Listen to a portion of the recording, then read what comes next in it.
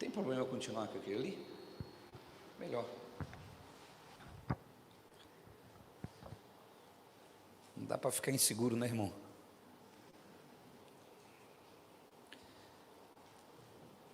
Abra sua Bíblia comigo em Colossenses capítulo 1, versículo 12 ao versículo 14.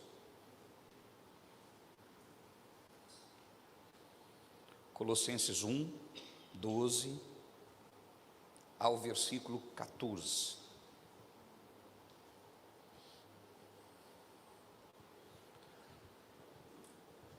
Amém? Podemos começar? Vamos lá.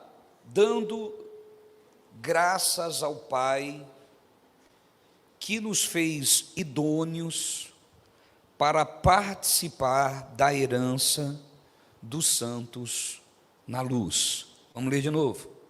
Olha só que coisa linda.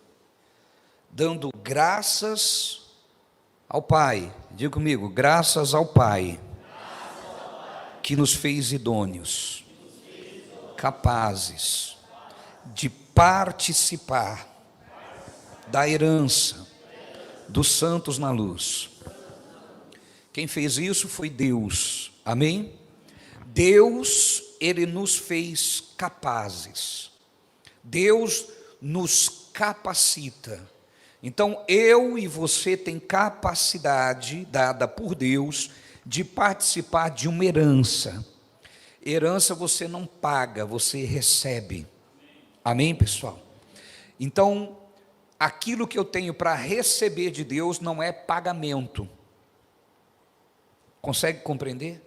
Nada eu pago, como eu disse aqui agora, nada é pago. Não tem o que eu faça, meu irmão, que eu possa pagar o que Deus faz por mim. Jamais. Não é oferta, não é dízimo. Essa categoria, essa graça de ofertar e dizimar, nunca deve ser enxergado por um salvo como um ato de negociar com Deus. Jamais. Jamais. Amém, pessoal? Mas um ato de gratidão, não de obrigação, de gratidão. Então, assim, nada eu pago, eu não pago com dinheiro, eu não pago com sacrifício humano. E quando eu falo que eu não pago com sacrifício humano, eu não estou dizendo com isso que em nós não tem que existir renúncia para seguir a Cristo. Eu preciso, primeiro momento, para começar a seguir a Cristo, renunciar a mim mesmo. Ou seja, a partir do momento que eu entrego a minha vida a Cristo, já não é mais do meu jeito, mas é do jeito dele. É como ele diz, é como ele fala, é como ele quer que sejam as coisas. Mas não de forma imposta. Eu me submeto a Ele, eu me rendo a Ele, eu concordo com Ele, eu digo, seja feita a sua vontade na minha vida. Pai, eu quero que seja assim, ainda que no meu instinto, ainda que no meu impulso, eu faça de outra forma, mas eu não quero que os meus impulsos dominem a minha vida, eu quero que seja feita a sua vontade.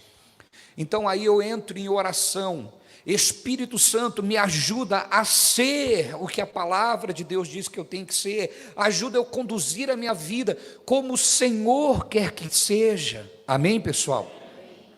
Então jamais posso pagar por algo, não adianta eu fazer nada para merecer, eu já recebi, porque Deus fez isso por amor a nós. Amém, pessoal? Você é amado de Deus, você tem grande valor para Deus, mas o seu valor não é por mérito seu, é por Ele olhar para você e te valorizar. Consegue compreender? É como se Deus olhasse, é como se eu olhasse para esse iPhone, eu não tenho noção quanto que ele vale, vamos pôr 4, 5 mil, e olhar para ele e falar, não, mas eu vou dar um valor maior nisso, eu vou dar 10 mil nele, eu vou dar 20 mil nele, ele não vale isso, mas eu dei esse valor. Então nós, pelas nossas obras, não valemos a morte de Cristo, mas porque somos criados de Deus, saímos de Deus, então temos um valor enorme.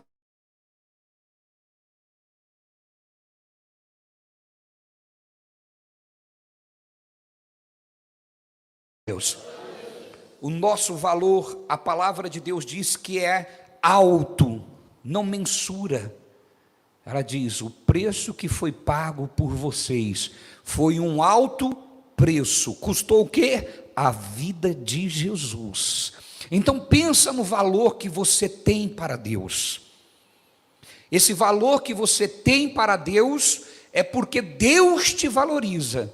É porque Deus me valoriza. E não porque de fato eu tenho esse valor. Sem Ele, eu não tenho. Ficou claro isso para você? Então, por isso eu sou idôneo a participar da herança. Porque eu sou filho. Eu fui feito filho. Diga, eu sou filho. A Bíblia fala que nós somos adotivos, fomos adotados por Deus. E o filho adotado, eu sempre digo isso, o filho adotado é o filho escolhido. Amém? Escolhido a dedo, eu escolho você. Olha para o teu vizinho e diga assim: você é o filho escolhido.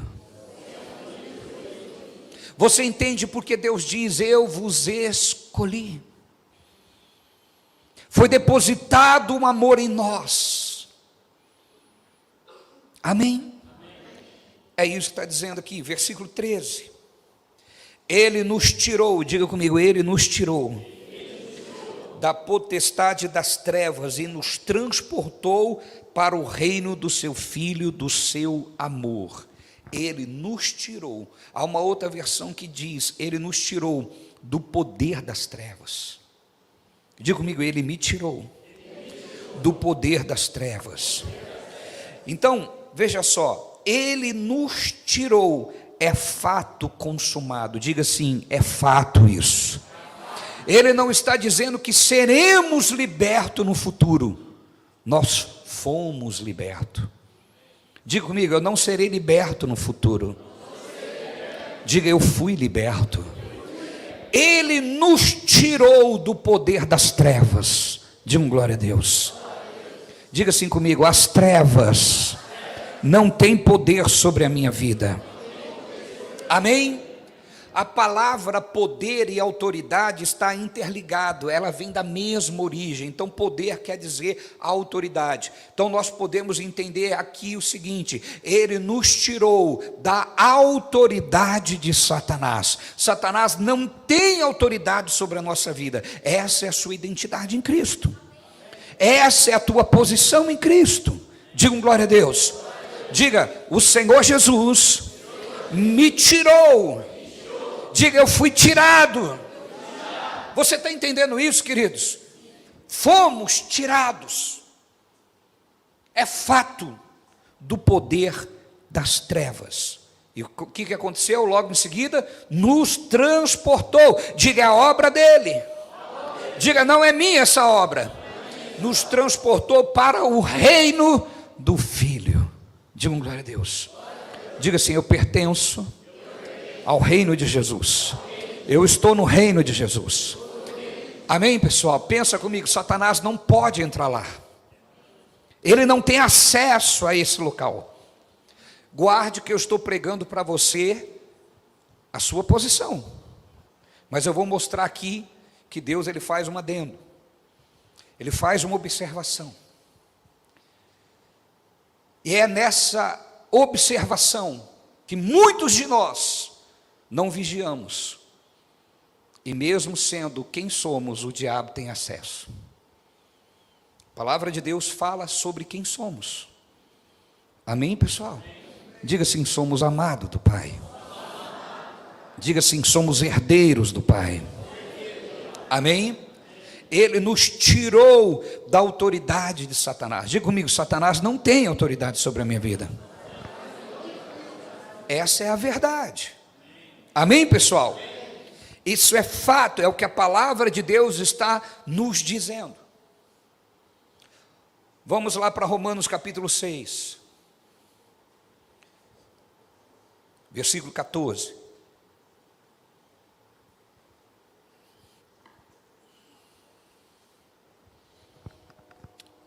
Olha lá, leiam comigo. Vamos lá, no 3, pode ser? Sim. 1, 2, 3.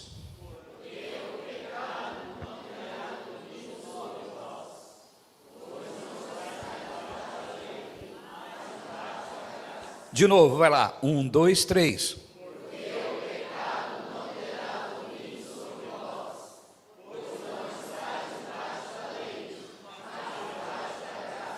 Então vamos fazer uma associação entre os versículos. O versículo anterior diz que o Senhor nos tirou do poder das trevas. Amém? Da autoridade de Satanás. Amém? Nos tirou do domínio de Satanás, não é verdade? Esse versículo está dizendo que o pecado não terá domínio sobre nós. Amém? Então, Satanás e pecado são sinônimos. Conseguiram compreender? Ficou claro?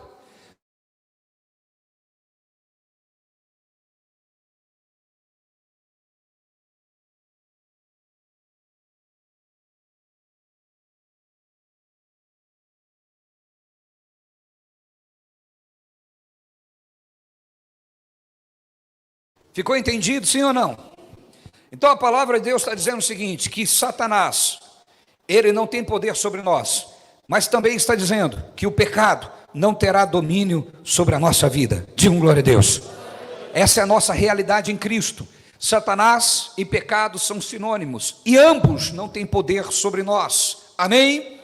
Eu sei que você vai raciocinar, mas apóstolo, e porque eu cometo algumas coisas? Presta atenção. Presta atenção. Eu estava até explicando esses dias para um irmão, e eu quero fazer essa ilustração aqui. Lembram quando vocês eram novinhos? Com quantos anos vocês conseguem lembrar? O mais longe que vocês conseguem? Alguém que consegue lembrar quando tinha 3 anos? Não? Não aconteceu nada em vocês que marcaram? Alguém lembra de 3 anos? Você lembra? Você lembra? Alguém mais lembra? 4. O irmão lembra? 4. 5. 4 anos, você lembra? Deixa eu fazer uma pergunta para você, irmã. Você caía muito quando você tinha 4 anos? Caía. Saía correndo, capotava. Hã? Arrancou até as unhas. Caía bastante. Quando você parou de cair? Demorou. Hoje você cai assim, que nem você caiu com 4 anos? A irmã deve ter uns 25 anos hoje. Pegou a visão? Quando você começa a sua vida espiritual, você nasce de novo. E nascido de novo, novinho, a gente cai demais. Isso não quer dizer que você é pecador. Continue. Que daqui a pouco você vai se tornar maduro espiritualmente, você vai parar de cair. Ou não vai cair com tanta frequência. Cair hoje, você pode até cair, né, irmã? Mas é mais difícil, não é? Você leva quantos tombos por ano? Difícil. Já passou um ano sem cair? Está vendo? Agora eu vou... Entendeu a analogia que eu estou fazendo? Já passou um ano sem pecar, nesse sentido que eu estou dizendo. Mas no começo, com 4 anos, pecava todo dia. Quando a gente começa na vida espiritual, meu irmão, por isso que a igreja tem que ser madura e espiritual. Quando a gente começa na vida espiritual, começa a caminhar com Cristo, novo convertido, a gente ainda comete besteira. Eu estou dizendo, faça isso. Não, eu estou dizendo, cresça o mais rápido possível, fortaleça, sim, o mais rápido possível. Quanto mais forte, mais rápido você ficar forte, menos você vai cair, menos você vai se machucar. Porque quando a gente cai, machuca, né, irmã? Perdeu até as unhas. Amém, pessoal? Então, quanto menos a gente cair, melhor vai ser. Conseguiu entender o mundo espiritual, a vida espiritual? Quando você começa na caminhada com Deus, ainda você está falando besteira, você está pensando besteira, você se converteu, aí você está lá, de repente você xinga, aí a pessoa olha para você, está indo na igreja, mas está xingando. Acontece isso, não acontece? Aí você está lá, meu Deus, eu não posso mais xingar. Mas tem um monte de gente olhando para você agora, que não vem na igreja, que são os seus parentes, é ou não é verdade? Mas eles estão ali para quê? Para te acusar? Deus está usando o galo para cantar, entendeu a linguagem figurada? Entendeu? Quando o galo canta, a gente lembra que a gente errou. Amém, pessoal? Aí você está lá firme, agora eu não vou errar mais. Daqui a pouco você comete uma besteira, xinga, fica nervoso. Aí vem lá a sua mãe, o seu pai, ou algum parente, seu irmão, fala assim: ê, crentinho de meia tigela, hein? É assim ou não é? Aí você fica bravo com ele, dá graças a Deus, meu irmão, o galinho está cantando. Entendeu a linguagem figurada? Ficou claro, meu irmão? É, obrigado. Não vou ficar bravo com você não, porque está sendo um alerta para mim. Amém, pessoal? É assim a nossa caminhada, daqui a pouco está madura, aí você vai vendo o quê? Que não peca tão fácil mais. O pecado é um acidente na vida de quem está maduro. Se a irmã cair hoje é um descuido, um vacilo, é ou não é verdade, minha irmã?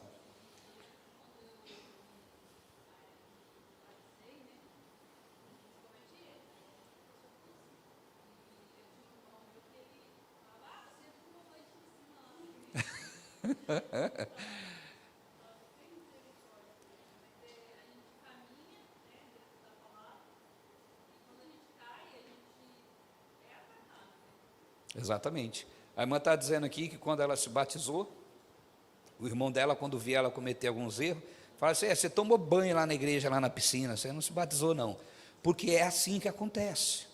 Então, mas o pecado não tem domínio sobre você. Se você continuar crescendo na graça, você vai ver que o pecado não vai tendo domínio sobre você. Amém, pessoal? Agora, não é um combate contra o pecado. Foi o que eu preguei aqui na quarta-feira. Não é um combate contra o pecado, mas é um posicionamento. Eu sei quem eu sou em Cristo Jesus. Então, está claro isso para vocês?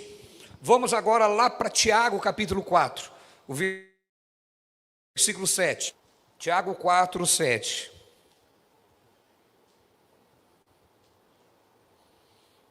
Vamos lá. Olha só o que está escrito: sujeitai-vos, pois, a Deus, e fazer o quê? E ele, diga comigo, sujeitai a Deus, resistir o diabo. Amém? Você não consegue resistir ao diabo se você não se sujeitar a Deus. Dizer, resistir o diabo, ele fugirá de vós, está incompleto. Primeiro é, sujeitai-vos a Deus. Sujeitai-vos a Deus é cumprir a palavra dele. Quando você cumpre a palavra dele, pode resistir, que o diabo, diga assim para o seu vizinho: o diabo foge de você. Diga, o diabo fugirá de vós. Diga assim, não é você que vai fugir do diabo. Amém? Então nós somos vencedores, nós fomos resgatados do poder das trevas. Essa é a nossa posição. O diabo não tem condição de fazer com que nós venhamos fugir. É só se sujeitar a Deus, cumprir a palavra e resista. Em todos os aspectos. Cumpre a palavra. E se o diabo vir, só resista. Amém, pessoal? E o que vai acontecer? Diga, é o diabo que foge. Diga com autoridade, diga assim: diabo, é você que foge de mim. Diga, eu não vou fugir de você. É você que foge. Amém?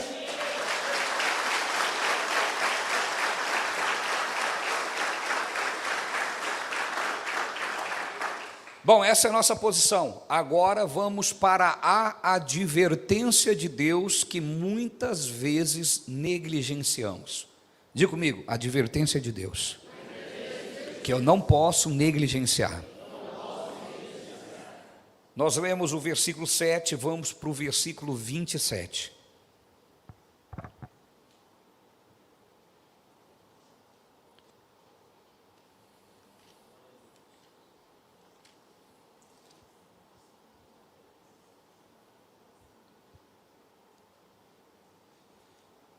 Espera aí, a equipe está falando lá que não é esse versículo. Tiago 4, só um minuto. Deixa eu abrir minha Bíblia aqui.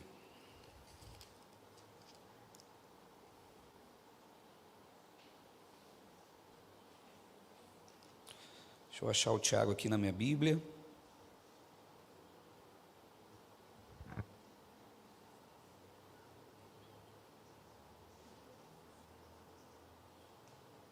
Procurei para mim, irmão.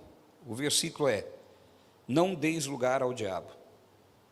É aqui em Tiago também. Se eu ficar lendo aqui, é mais fácil vocês procurarem. Bom, enquanto eles acham, só para me fundamentar para você, eu vou dizer aqui para você. Qual é a advertência? A advertência é: não deis lugar ao diabo. Então, qual é a nossa posição? A nossa posição é que fomos resgatados do poder das trevas. A nossa posição é que o pecado não terá domínio sobre nós. A nossa posição é que o diabo fugirá de nós, mas tem uma advertência. Diga comigo, mas tem uma advertência. Não deis lugar ao diabo. Olha para o teu vizinho e diga assim: tem uma advertência. Não deis lugar ao diabo. Obrigado, meu irmão. Era Efésio. Eu falei Tiago, né? Então é Efésio. Estava certo no endereço, mas estava errado no número, mas estava errado no endereço. Não deis lugar ao diabo. Se a palavra de Deus está me dando uma advertência: não deis lugar ao diabo, isso significa o quê? Que se eu der lugar para ele, ele não vai perder a oportunidade. Então você entendeu a visão? Eu sou tudo.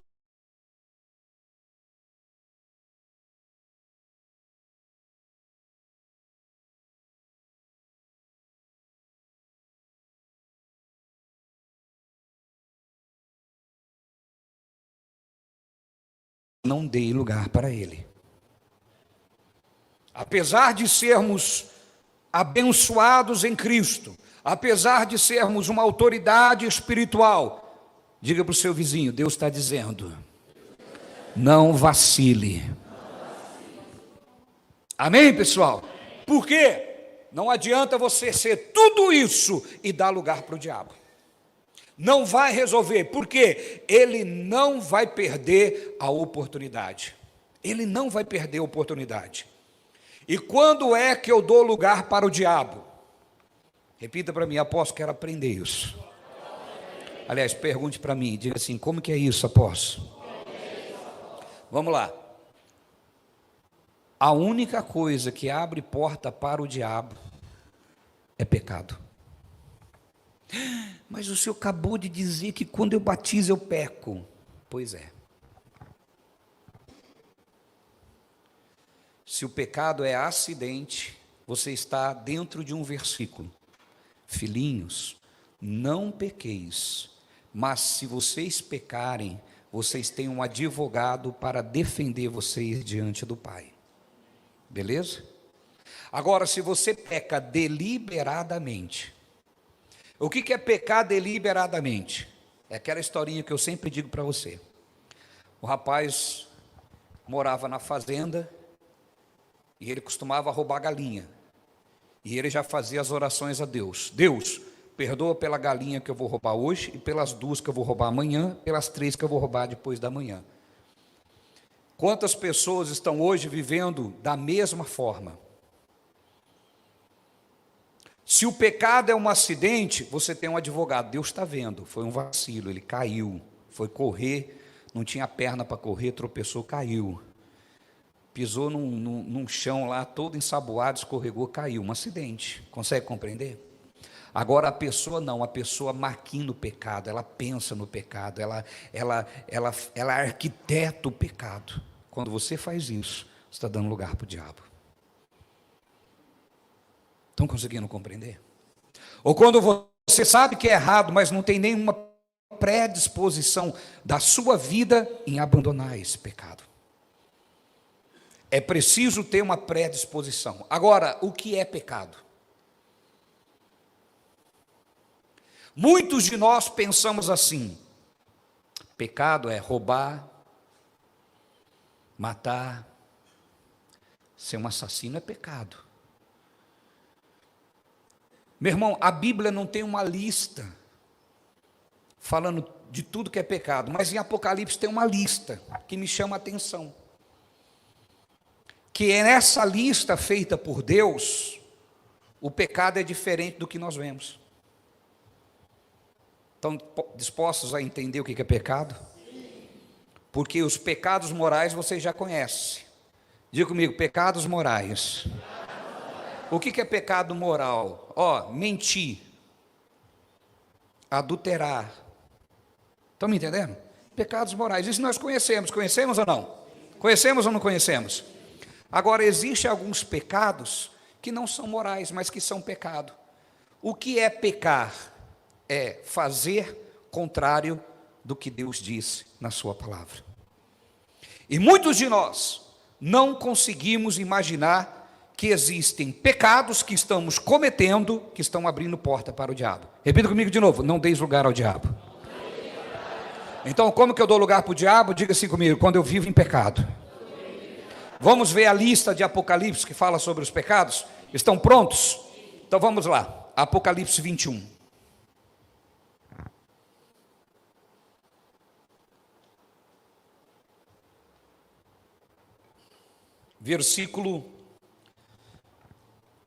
Apocalipse 21, versículo 8. Ó a lista de pecado. Muda a versão para mim, por favor.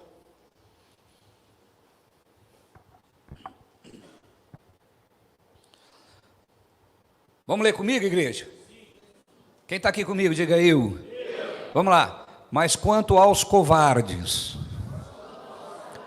aos incrédulos, você começaria, se eu pedisse para você fazer uma lista de pecado, você começaria pelo covarde? Por qual você começaria? Vamos fazer uma pesquisa aqui? Por qual você começaria? Se eu desse para vocês, irmão, faça uma lista dos pecados, por qual você começaria? Roubo. Que mais? Mentira. Assassinato. Que mais? Adultério. Idolatria. Que mais?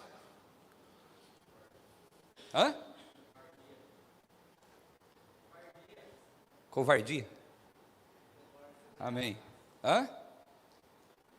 Quem mais falou? Julgando as pessoas. Percebe? A gente começaria uma lista totalmente diferente. Não é verdade?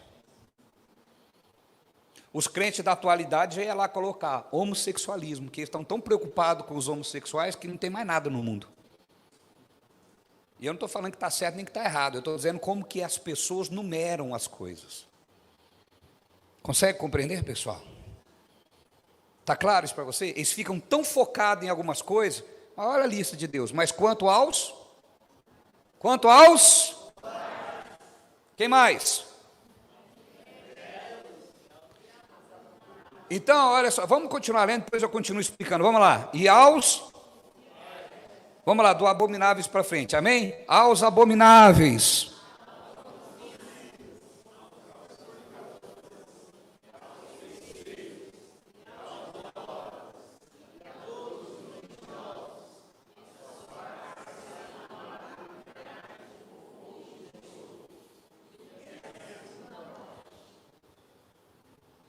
Olha a listinha de Deus, irmão. Diga comigo, isso é pecado. Que leva para o inferno ainda. Segunda morte, o que é?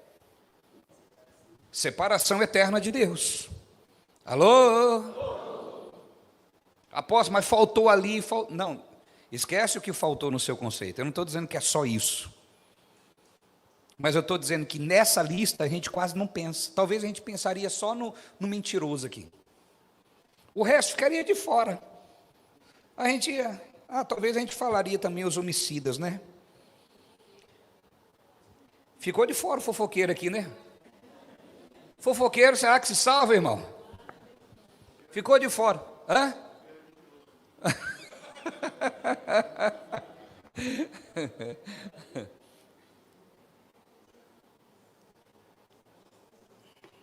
Não é verdade, queridos? Pode ver que a gente nem fala sobre fornicador. Alguém fala sobre fornicação? Talvez se perguntar nessa geração o que é a fornicação, não sabe nem o que é. Alô? Você vê como que não é normal a gente falar assim, irmão, você não está casado, está com a sua namoradinha aí, está transando com ela, olha o que diz aqui, os fornicadores. Mas a gente nem fala. Sabe o que a gente fala? A gente não, estou dizendo, as pessoas falam. Melhor separar logo, né? Pelo menos não casou ainda. Não é assim que as pessoas falam? Separa logo, porque não casou ainda. Depois que casar, não vai pular do barco agora. Biblicamente, vou falar que eu ia falar não. Diga, não tem mais como voltar para trás. Aliás, tem, né? Mas não está no plano real de Deus. Amém, pessoal? Mas é algo que a gente não fala. Alguém já viu falar, aqueles jovens lá estão se fornicando. Alguém fala isso hoje? Muito difícil, não é verdade? Muito difícil. Hoje em dia o pessoal fala assim, apóstolo, a gente precisa conhecer as pessoas. Fazer um test drive, não é assim que as pessoas falam? É assim, meu irmão. Porque como que a gente vai saber? Então o que eu estou querendo dizer aqui é que a gente não começaria a nossa lista assim. Amém, pessoal? Diga comigo, o pecado dá lugar para o diabo. Quando você está em pecado, você abre brecha para o diabo entrar, meu irmão. Você é autoridade espiritual, você foi resgatado do poder das trevas, Satanás não tem domínio sobre você. Tudo que nós vimos ali que nós somos. O diabo é que foge de você, mas Deus está dizendo, mas não dê lugar para ele. E como que eu dou lugar para ele? Quando eu peco. Mas aí o que eu penso que é pecado? Adultério. Eu não estou em adultério. Mas a palavra começa aqui, a lista de covarde.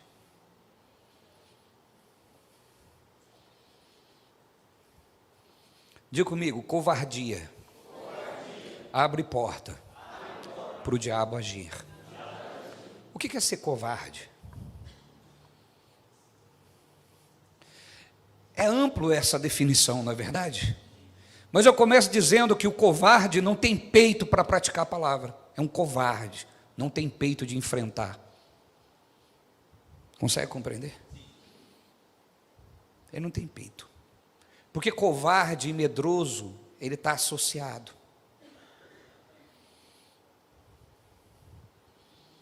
Às vezes a gente pensa que covarde só o que trai, mas o covarde é aquele que também não enfrenta.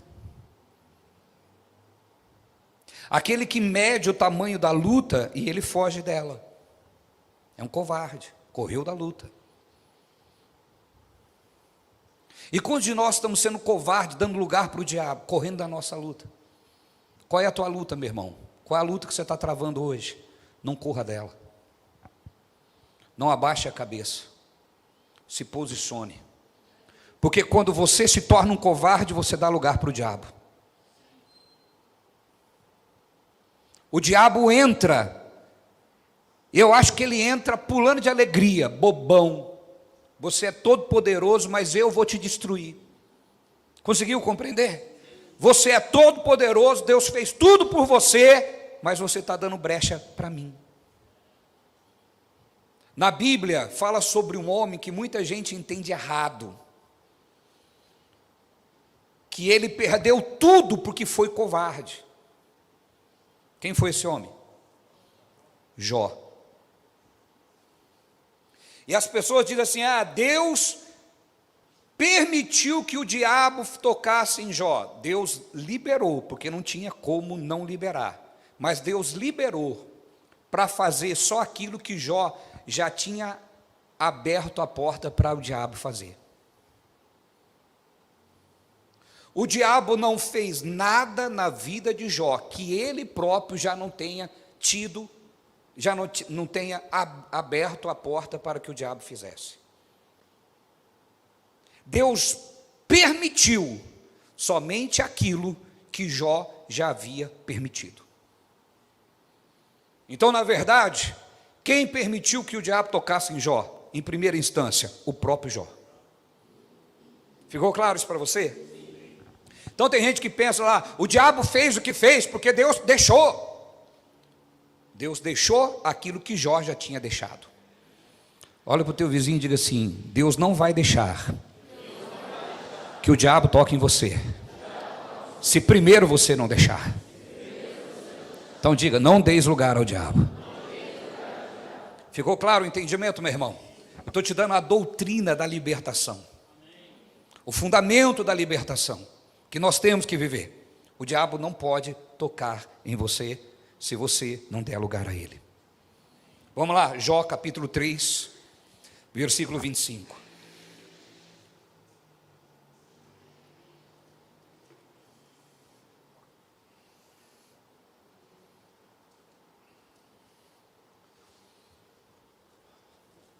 Vamos lá no 3, queridos, me ajudem. 1, 2, 3.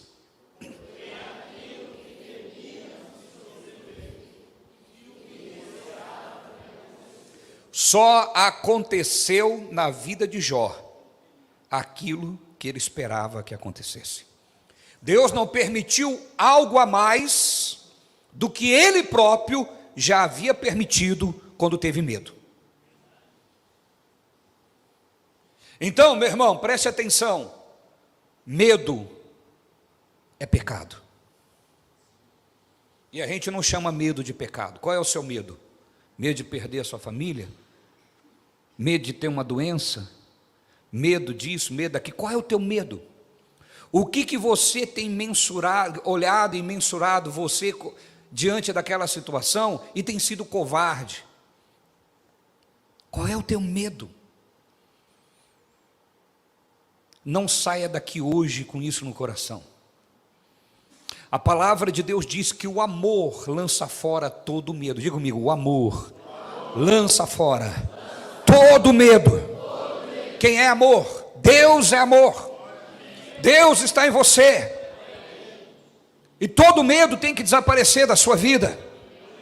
Só que aqui você tem que concordar.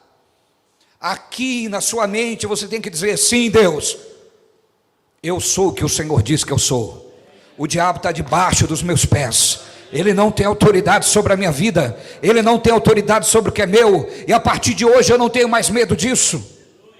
Amém? Qual é o teu medo? Medo é pecado, meu irmão.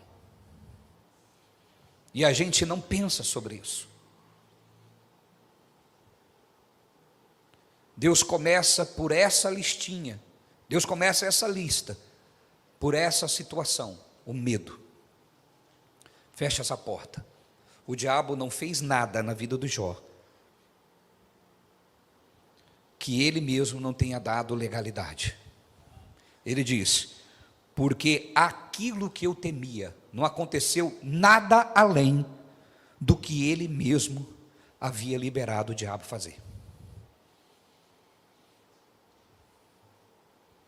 Então dizer que foi Deus que liberou, dizendo, Deus permitiu que tocasse nisso, permitiu em segunda instância.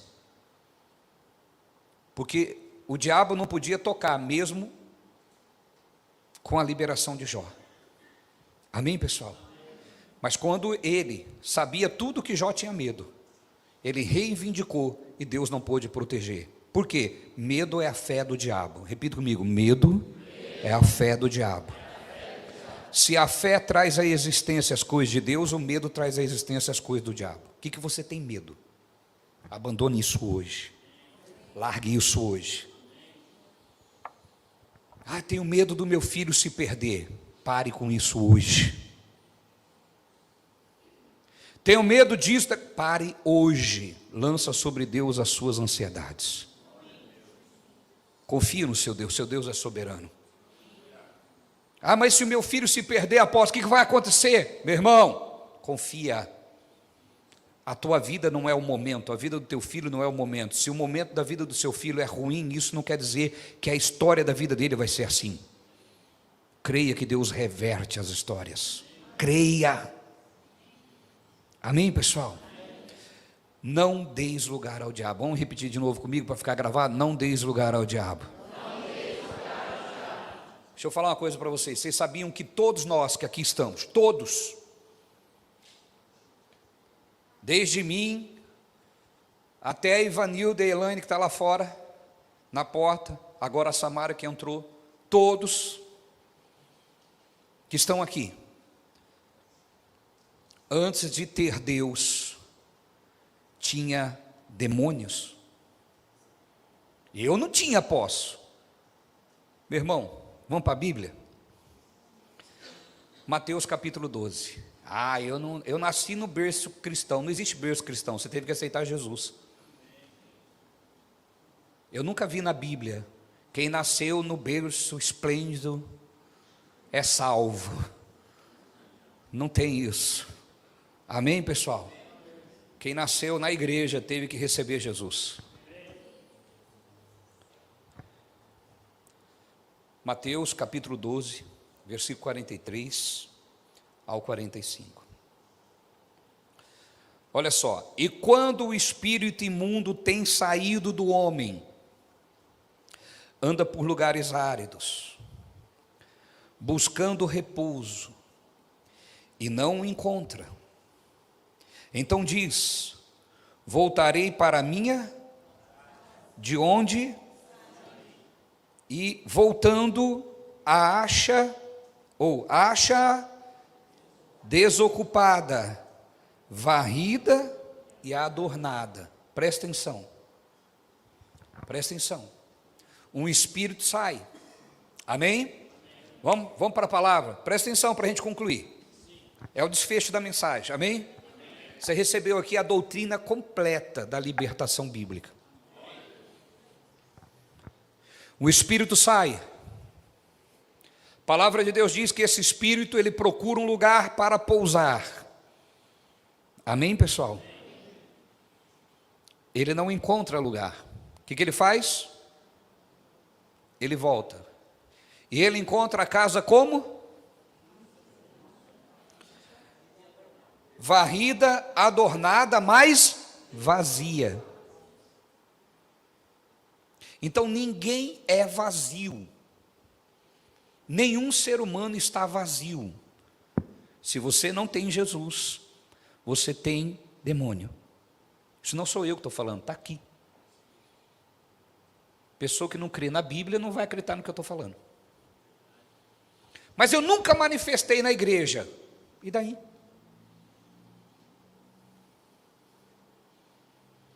E daí? Eu nunca manifestei na igreja, mas eu tinha ataques epiléticos. Alguém já viu um demônio manifesto? Alguém já viu uma pessoa com ataque epilético? Alguém já viu? Não é, apóstolo, coincidência. Meu irmão, aí cada um crê no que quer. Eu creio na Bíblia. Consegue compreender, pessoal? Estão me entendendo? Ninguém está vazio, meu irmão. Diga comigo, ninguém está vazio. Alguém já viu uma pessoa desviada da igreja? Eu estou falando, não é alguém que passou pela igreja, é alguém que se converteu, foi crente de verdade e desviou. Que tem gente que visita a igreja, aí fala, desviou da igreja. Aí eu falo, nunca nem foi da igreja. Ele passou lá, alguns dias ficou. Estou falando aquele que se converteu mesmo, que teve vida com Deus e abandonou Deus. Alguém já viu um desviado? Como que é a vida do desviado? Por quê?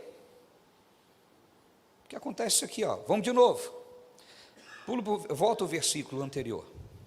E quando o espírito imundo tem saído do homem, anda por lugares áridos, buscando repouso, e não o encontra.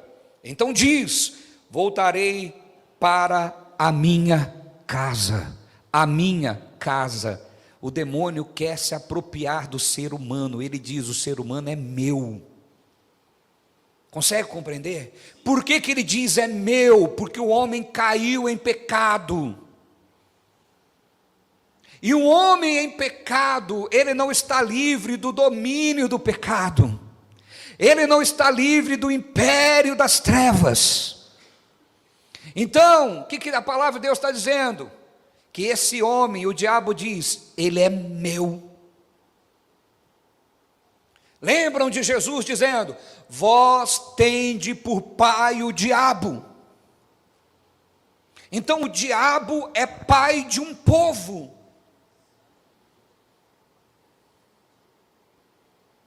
Só existe dois pais: Deus e o diabo. A pergunta é: de que família pertencemos? A que família pertencemos?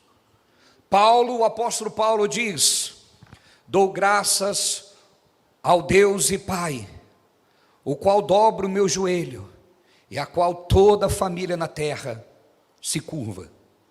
Então ele está dizendo que Deus era o pai dele. Mas Jesus diz assim: ó, vós tende por pai o diabo. E aí o que Jesus continua dizendo? E vocês vão querer satisfazer o desejo do vosso pai. O que nós pensamos às vezes? Mas aquela pessoa não é má, como que ela tem o diabo? E quem diz que o diabo só é mau?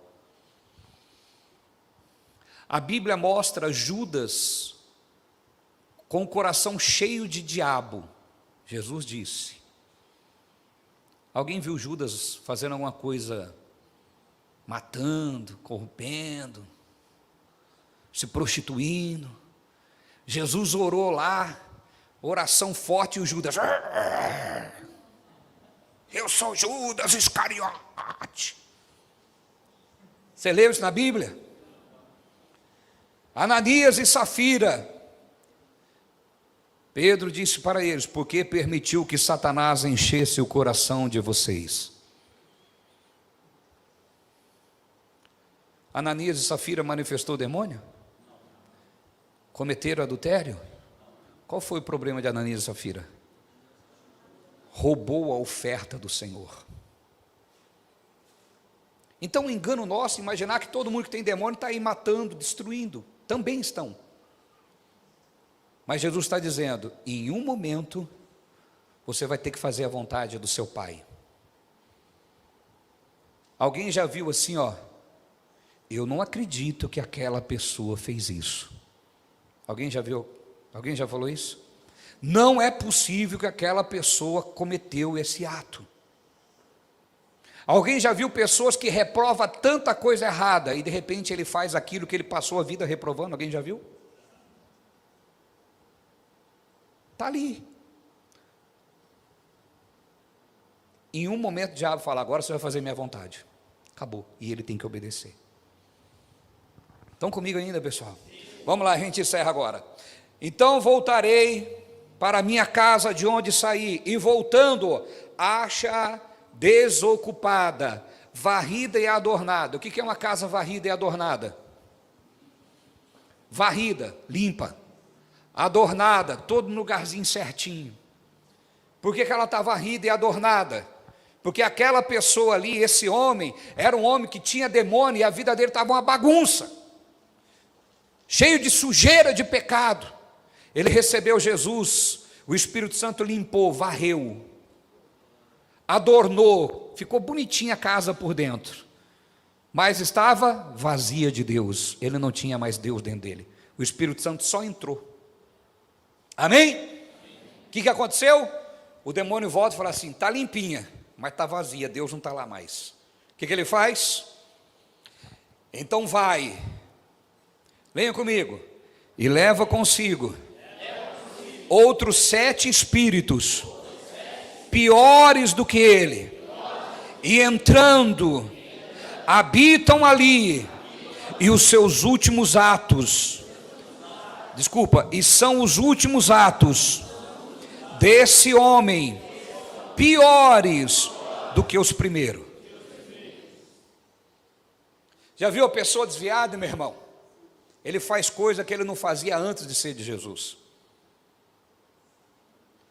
Obras piores, um desviado, a primeira coisa que ele quer, meu irmão, é destruir o reino da onde ele saiu. E ele começa a fazer coisas que você não acredita. Como que aquela pessoa está fazendo isso? As obras são piores, meu irmão. Os atos são piores. Consegue compreender? Ela desvia, ela fala: agora eu vou fazer tudo o que eu quero. Amém, gente? E aí diz a palavra de Deus: assim acontecerá a esta geração má. Então, meus queridos, não deis lugar ao diabo, porque ele não perde oportunidade. E quando ele volta, ele não quer voltar sozinho, ele vai trazer 7 piores. Somos tudo que a palavra de Deus diz que somos. Qual é o único dever nosso? Diga comigo: vigiar. Pergunta para o seu vizinho: está vigiando, querido? Diga: não vacila. Amém, igreja? O diabo não está brincando de diabo. Repita comigo: o diabo não está brincando de diabo. Diga: mas tem muito cristão brincando de ser cristão. Amém? Quantos entenderam a palavra? A sua posição em Cristo está garantida. Mantenha ela. Amém, pessoal? Não sai da sua posição. Vamos aplaudir bem forte o nosso Deus.